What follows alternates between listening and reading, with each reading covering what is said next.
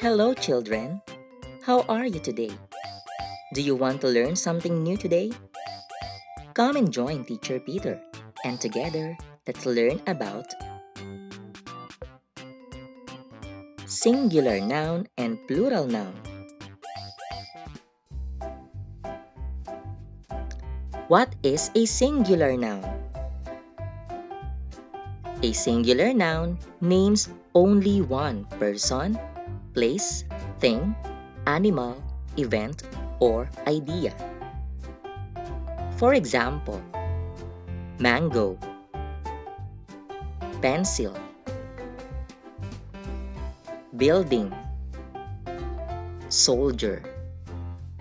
Again, these are singular nouns. What is a plural noun?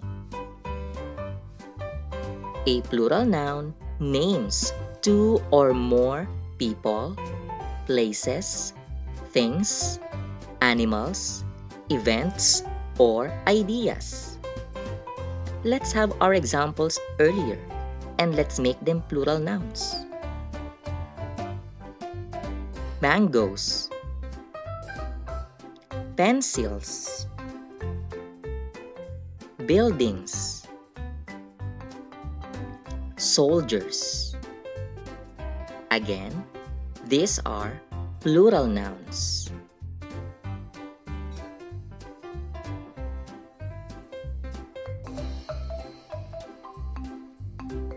Let's try this activity.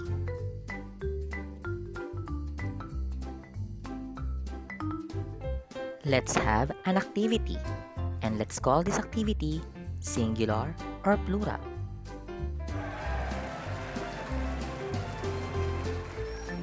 In this activity, you're going to identify if the following nouns are singular or plural. Let's begin.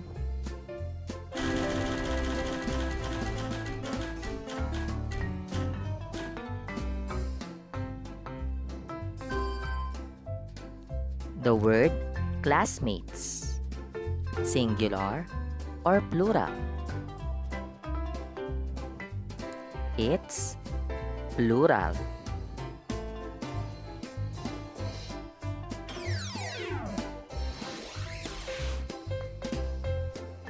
Next one.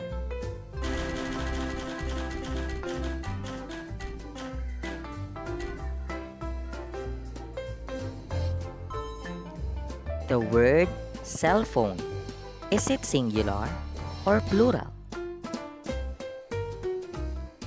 It's singular.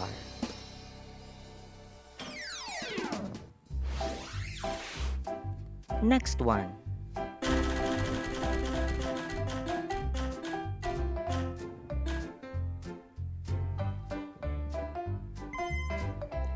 The word children, is it singular or plural?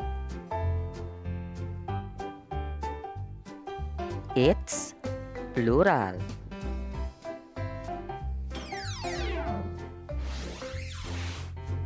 Next one.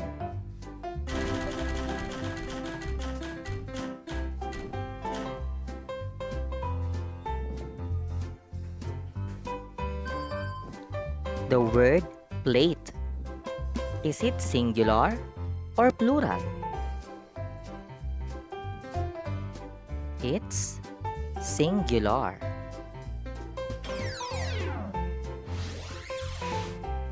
And for the last one,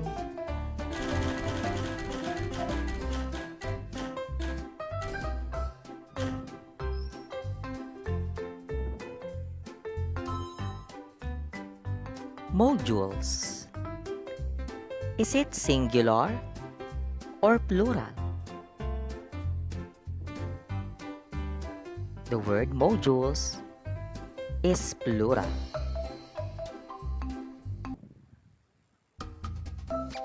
Now, let's check your understanding of singular noun and plural noun.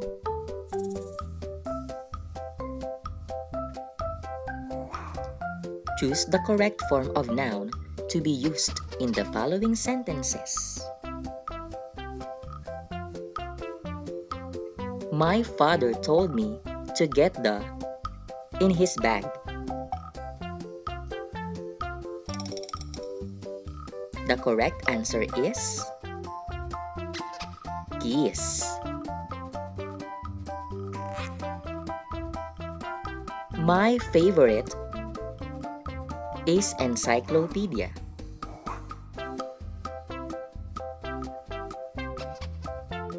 The correct form of noun to be used in this sentence is book.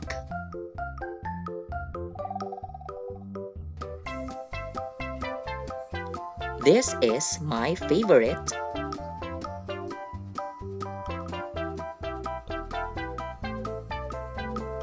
The correct form of noun to be used in this sentence is shirt.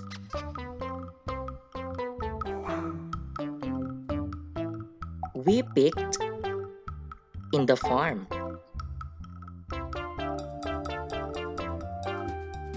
The correct noun to be used in this sentence is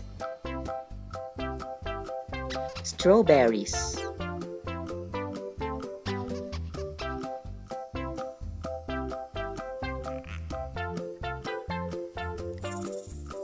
The are waiting for the train. The correct form of noun to be used in this sentence is passengers. I hope you've learned something for today about singular noun and plural noun. This is Teacher Peter. See you next time. Goodbye.